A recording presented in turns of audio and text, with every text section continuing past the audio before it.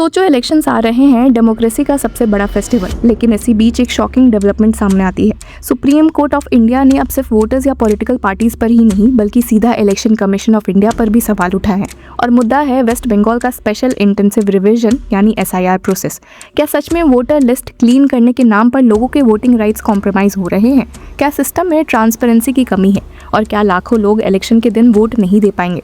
तो चलिए पूरा मैटर समझते हैं स्टेप बाय स्टेप और देखते हैं कि आखिरकार सुप्रीम कोर्ट में CJ सूर्यकांत और जस्टिस जॉय माल्या बागची की बेंच ने ECI को डांट क्यों लगाई है। Hello law lovers and justice seekers, welcome to law Chakra. हम आपके लिए लेकर आए हैं कुछ बहुत ही exclusive. Introducing law Chakra prime membership, जो आपको देगा exclusive access like never before. बनिए लॉ चक्रा की प्राइम मेंबर और अनलॉक कीजिए full potential of legal knowledge. अभी ज्वाइन कीजिए। सबसे पहले कंटेक्स्ट समझ ले। वेस्ट बंगाल में ECI ने एक special intensive revision exercise start किया था, जिसका पर्पस था इलेक्टोरल रोल को अपडेट करना, फेक या डुप्लीकेट एंट्रीज हटाना और इंश्योर करना कि सिर्फ जेन्युइन वोटर्स लिस्ट में रहे। सुनने में ये एक रूटीन और नेसेसरी प्रोसेस लगता है, लेकिन जब ग्राउंड रियलिटी सामने आई तो एलिगेशन आए कि लार्ज स्केल वोटर डिलीशंस हो रहे हैं और लोगों को प्रॉपर मौका ही नहीं दिया जा रहा अपना केस रखने का। इसी कंट्रोवर्सी के बीच मैटर सुप्रीम कोर्ट तक पहुंचा।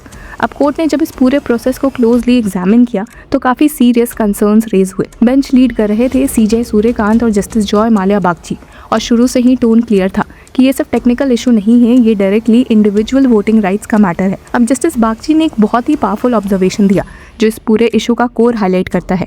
कहा कि voter is being sandwiched between authorities, this is not a blame game. यानी एक तरफ इलेक्शन कमीशन ऑफ इंडिया है, दूसरी तरफ वेरिफिकेशन अथॉरिटीज़, और बीच में आम वोटर फंस गया है।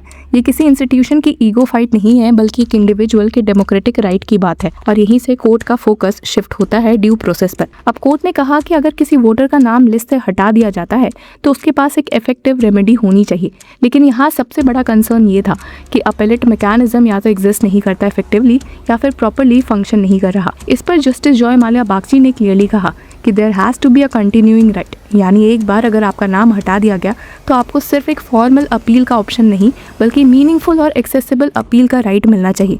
अगर अपील सिस्टम ही वीक हो तो वोटर प्रैक्टिकली डिसएनफ्रेंचाइज्ड हो जाता है। और कोर्ट ने एक प्रैक्टिकल एंगल भी एक्नॉलेज किया। जस्टिस बागची ने कहा कि if you go through 1000 documents a day, 70% accuracy may be excellent, margin of error will be there, we need a robust appellate forum. ये स्टेटमेंट बहुत इंपॉर्टेंट है क्योंकि एक्सेप्ट करता है कि ह्यूमन एरर इनएविटेबल है, स्पेशली जब लाखों डॉक्यूमेंट्स वेरीफाई हो रहे हों। लेकिन इसी वजह से एक स्ट्रॉन्ग अपीलेट सिस्टम और भी ज़रूरी है। अब आते हैं एक और कंट्रोवर्शियल एस्पेक्ट पर, लॉजिकल डिस्क्रिपेंसी कैटेगरी। ये एक ऐसा क्लासिफिकेशन है जिसे यूज़ करके वेस्ट बंगाल में वोटर्स को डाउटफुल या रिजेक्ट किया गया, और कोर्ट ने इस पर सीरियस सवाल उठाए। अब जस्टिस बागची ने बिहार के SIR प्रोसेस का रेफरेंस दिया और कहा कि no logical discrepancy list we have gone through, यानी बिहार में ऐसा कोई कैटेगरी यूज़ ही नहीं हुआ था। तो फिर वेस्ट बंगाल में ये नया कंसेप्ट कहाँ से आया? क्या इसका कोई लीगल बेसिस है या ये एक आर्बिट्रेरी टूल है जिससे वोटर्स को एलिमिनेट किया जा रहा है? ये इनकंसिस्टेंसी कोर्ट को क्लियरली डिस्टर्ब कर रही थी, क्योंकि इलेक्शन प्रोसेस में यूनिफॉर्मिटी और प्रिडिक्टेबिलिटी होना चाहिए।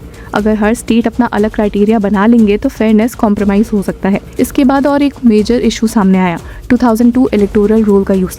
अब कोर्ट ने पॉइंट आउट किया कि ECI के ओरिजिनल नोटिफिकेशन में क्लियरली मेंशन था कि जो लोग 2002 इलेक्टोरल रोल में लिस्टेड है उन्हें फ्रेश डॉक्यूमेंट्स देने की जरूरत नहीं है, लेकिन ग्राउंड पर जो रिजेक्शंस रीजंस दिए गए वो इसी 2002 लिस्ट से लिंक्ड लग रहे थे। जस्टिस बागची ने ECI को डायरेक्टली कन्फ्रंट करते हुए कहा, your notification did not touch the 2002 list, yet rejection reasons are based on it. Earlier you said 2002 electors need not give documents. यानी एक तरफ नोटिफिकेशन कुछ और कह रहा है और इम्प्लीमेंटेशन कुछ और हो रहा है। अब जब ECI के council senior advocate DS Naidu ने आर्ग्यू किया कि लोगों को ये प्रूव करना पड़ेगा कि वो वही इंडिविजुअल्स है जो 2002 लिस्ट में थे, तब कोर्ट ने इस पर भी डिससैटिस्फैक्शन दिखाया। जस्टिस बागची ने रिमार्क किया कि now you are improvising the submissions made earlier, यानी कोर्ट को लगा कि ECI अपना स्टैंड चेंज कर रहा है ड्यूरिंग प्रोसीडिंग्स, जो एक सीरियस कंसर्न है। इस पॉइंट पर कोर्ट ने एक बैलेंस्ड अप्रोच अडॉप्ट किया। उन्होंने ये एक्नॉलेज किया कि इलेक्टोरल रोल की प्योरिटी मेंटेन करना ज़रूरी है, फेक वोटर्स या डुप्लीकेट्स हटाना डेमोक्रेसी के लिए इंपॉर्टेंट है, लेकिन साथ ही ये भी क्लियर कर दिया कि ऑब्जेक्टिव ड्यू प्रोसेस को सैक्रिफाइस करके अचीव नहीं किया जा सकता। जस्टिस बागची ने एक बहुत ही डीप ऑब्जर्वेशन दिया, the right to vote in a country you were born in is not just constitutional but sentimental, it is about being part of a democracy and helping elect a government. ये सिर्फ एक legal right नहीं है बल्कि एक emotional connection है अपने देश के डेमोक्रेटिक सिस्टम के साथ। अब सवाल आता है कि कोर्ट ने रिलीफ क्या दिया? क्या उन्होंने तुरंत इंटरवेन किया? यहाँ पर सिचुएशन थोड़ी कॉम्प्लेक्स हो जाती है। अब कोर्ट के सामने एक प्ली आई थी जिसमें कहा गया था कि अपीलेट ट्रिब्यूनल्स प्रॉपर्ली फंक्शन नहीं कर रहे और लोगों के अपील्स पेंडिंग हैं, लेकिन कोर्ट ने डायरेक्ट इंटरवेंशन से मना कर दिया और पिटिशनर्स को कहा कि वो अपीलेट ट्रिब्यूनल अप्रोच करे जिसे फॉर्मर जज टी.एस. शिवगनम हेड कर रहे हैं। अब कोर्ट ने अपने ऑर्डर में कहा कि since the petitioners have already approached the appellate tribunals in our considered view the apprehensions expressed in the petition are premature. यानी कोर्ट का कहना था कि जब आपके पास ऑलरेडी रेमेडी अवेलेबल है तो डायरेक्टली सुप्रीम कोर्ट आना जल्दी है। अब पिटिशनर्स ने ये भी डिमांड किया कि अपील्स को डिसाइड करने के लिए एक टाइम बाउंड डायरेक्शन दिया जाए, लेकिन सीजेआई सूर्यकांत ने इससे भी रिफ्यूज कर दिया। कहा कि कोर्ट जुडिशियल अथॉरिटीज पर अनड्यू प्रेशर नहीं डाल सकता। और ये एक इंटरेस्टिंग बैलेंस है जहां कोर्ट एक तरफ प्रोसेस के फ्लॉज हाईलाइट कर रहा है लेकिन दूसरी तरफ इंस्टीट्यूशनल बाउंड्रीज में मेंटेन कर रहा है। सबसे कंट्रोवर्शियल डिमांड ये थी कि जिन लोगों के नाम वोटर लिस्ट से डिलीट हो गए हैं और जिनके अपील्स पेंडिंग हैं उन्हें इंटरिम वोटिंग राइट्स दे दिया जाए ताकि वो अपकमिंग इलेक्शंस में वोट कर सके। ये डिमांड पॉलिटिकल कंटेक्स्ट में भी इंपॉर्टेंट थी क्योंकि तृणमूल कांग्रेस लीडर कल्याण बैनर्जी ने क्लेम किया कि एटलीस्ट 1.6 मिलियन अपील्स फाइल हो चुकी है, लेकिन कोर्ट ने इस डिमांड को कम्प्लीटली रिजेक्ट कर दिया। सीजेआई सूर्यकांत ने क्लियरली कहा that is entirely out of the question. If we were to permit this, then the voting rights of the individuals involved would have to be suspended. यानी court ने ये risk नहीं लिया कि डिस्प्यूटेड वोटर्स को allow किया जाए क्योंकि इससे इलेक्शन प्रोसेस और कॉम्प्लिकेट हो सकता है। अब जस्टिस बागची ने भी नंबर्स हाईलाइट किए और कहा कि 3.4 मिलियन अपील्स SIR एक्सरसाइज में इन्वॉल्व है। ये स्केल दिखाता है कि इशू कितना मैसिव है। इमेजिन करिए लाखों लोगों का वोटिंग स्टेटस अनसर्टेन है। PCI के काउंसिल ने भी कोर्ट को बताया कि around 30 to 34 lakh appeals pending है और इसी बीच इलेक्टोरल रोल्स फ्रीज हो चुके हैं, जिसका मतलब है कि अब इलेक्शन से पहले कोई नया नाम ऐड नहीं हो सकता जब तक सुप्रीम कोर्ट स्पेसिफिकली अलाउ न करे। अब ये सिचुएशन एक पैराडॉक्स क्रिएट करता है। एक तरफ कोर्ट ड्यू प्रोसेस की इंपॉर्टेंस एम्फसाइज कर रही है, दूसरी तरफ लाखों लोग इलेक्शन के दिन वोट नहीं कर पाएंगे क्योंकि उनके अपील्स अभी तक डिसाइड नहीं हुए।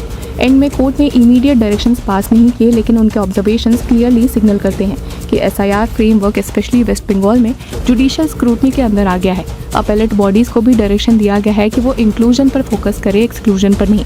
तो व्यूअर्स, इस पूरे मुद्दे पर आपकी क्या राय है? Do let us know in the comment section. Until then keep following law चक्र।